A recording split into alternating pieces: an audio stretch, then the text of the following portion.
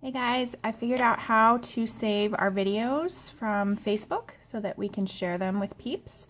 So you go into, like this is for the hot and healthy, okay? So I need Rihanna's video, so I'm gonna click on it to click play so that it goes into it. Okay, then you go up here to the top and you take out the www. Can you see that? And instead, why isn't it working? Come on.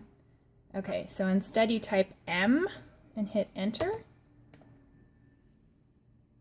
And it makes your screen look like this, but it brings up all of the videos from whatever group you were in. So then you have to play it just for a second. So hit play, and then you can pause it, right click,